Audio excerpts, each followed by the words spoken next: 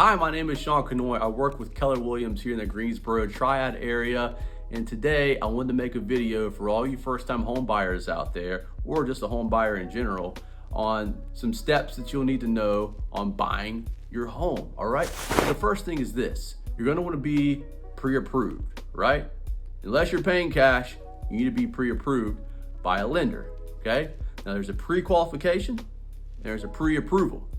A pre-qualification is essentially a generic check at your credit report, and they just kind of give you a pre-qualification, all right? The main thing you're gonna want is this. You're gonna want a pre-approval. A pre-approval is where they actually dive deep into your credit report, they check your tax returns, they look at your debt to income ratio and everything else that you're gonna need to actually be approved to get a home, all right? So make sure you're getting a pre-approval, not just a pre-qualification before you begin your home buying process. Now, when purchasing a home, there's some expenses that you need to keep in mind. You got due diligence, earnest money, and inspections.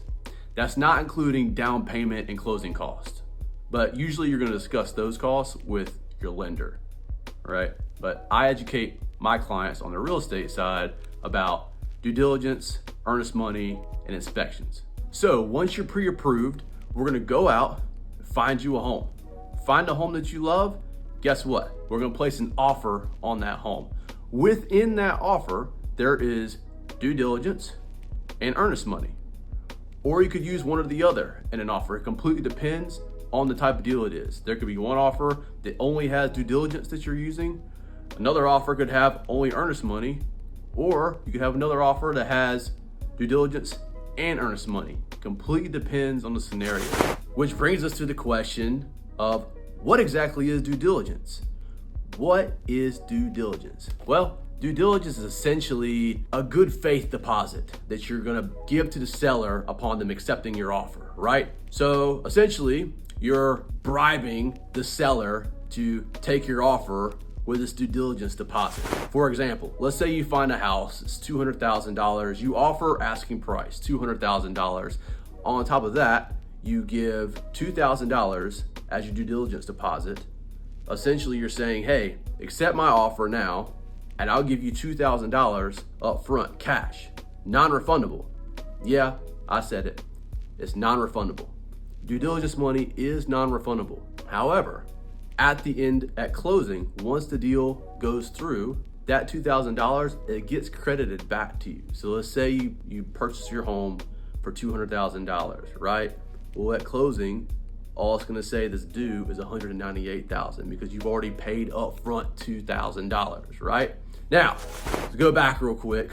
When you get this due diligence period of time, you're buying time for the seller to take his house off the market, for you to do your inspections and look for things that may deter you from potentially not wanting to go through with the deal.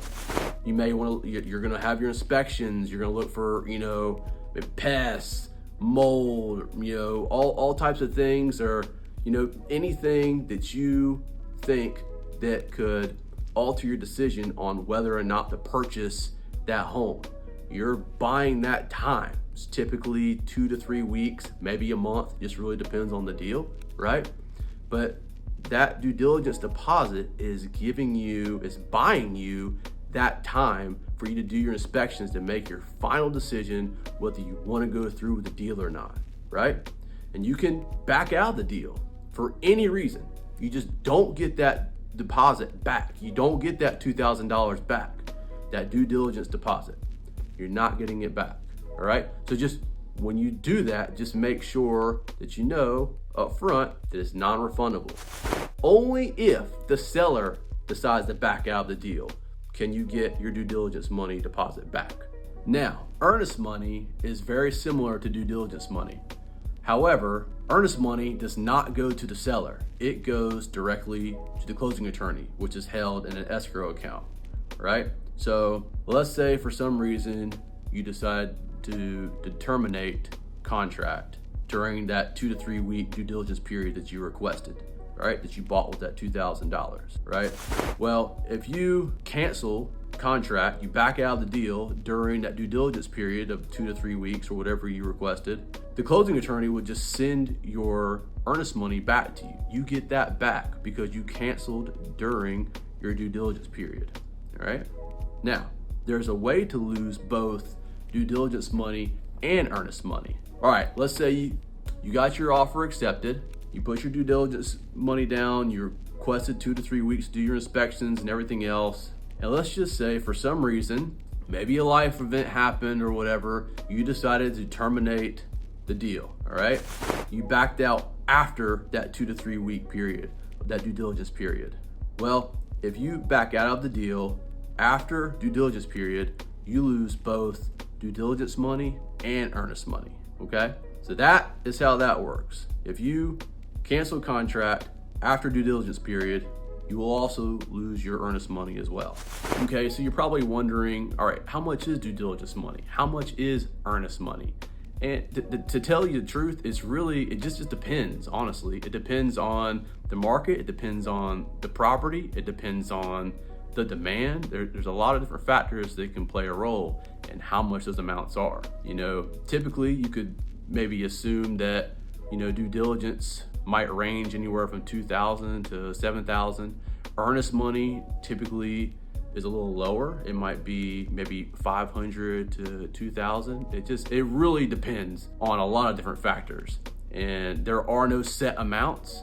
I'm just speaking on what I've worked with clients personally, so it can range. All right, so now you've gotten through due diligence period. We're assuming no issues came up, everything's good to go.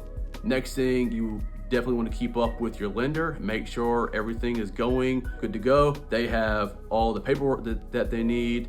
You're not spending money on credit cards or anything like that could potentially mess up the deal on your credit report or anything like that, all right?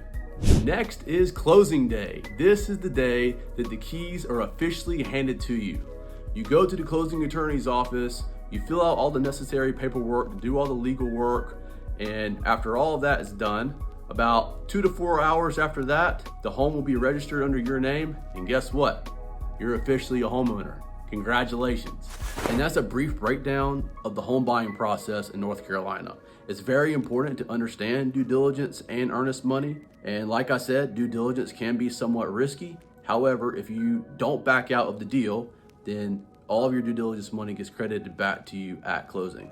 So with that being said, I hope this information really helped you. My name is Shaun Canoy. I work for Keller Williams here in Greensboro, and I hope you enjoyed this video.